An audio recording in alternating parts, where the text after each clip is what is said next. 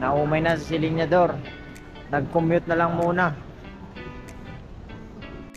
At ayun nga, di nung bandang paggabi na kami lumabas na muna at gumala din sa may Session Road. At kami may titimusang Mickey Abra. Like, comment, and subscribe.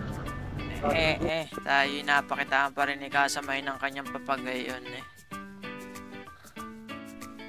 Di ayun, kami tawid ngayon din sa sa pedestrian. At din pala yon sa loob ng mall mismo.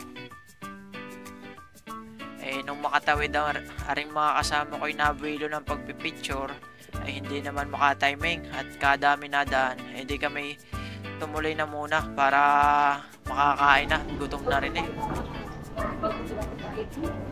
Sky Zone po. Sky Zone sa taas. Sa annex. Salamat.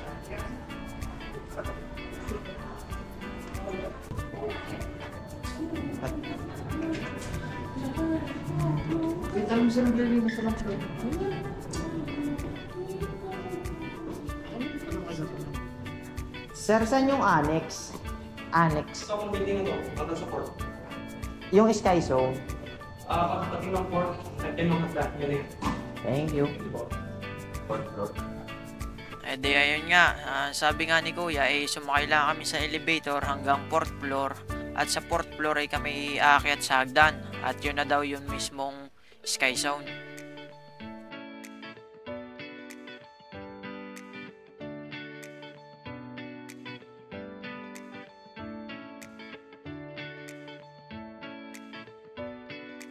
Lang naman pala at isang floor naman pala yung aakyatin ng hagdan. Kaya ayos lang din nga. At kung kayo nga pala tinatamad umakyat doon sa matarik na hagdan, papunta din sa may katedral, sa Baguio Katedral, ay di din na kayo dumaan sa loob na mall at naka-elevator pa kayo hanggang 4th floor. At garni pala sa taas na rin parang food court, ay di hinanap na lang namin yung Mikihan at ari nga pala yung Sky's Toast and Bites.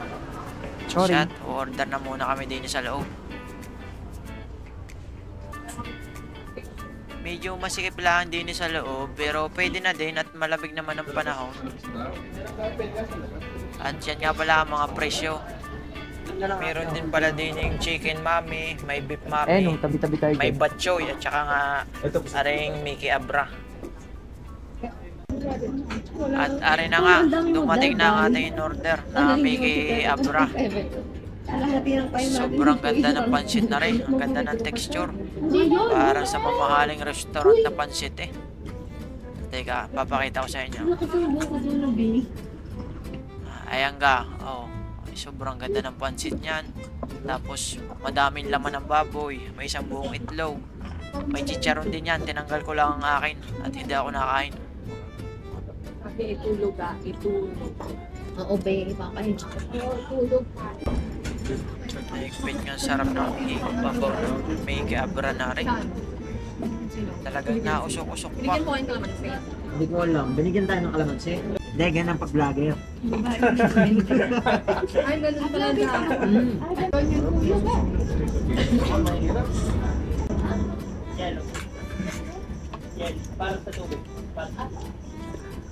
Nakakataka manaw. Ay di kung kayo napapaibig dyan, yun yung gustong tikman, di umakit kayo ng Baguio. At ayan, para natapon ng laman. At approve yan, syempre. Trabaho.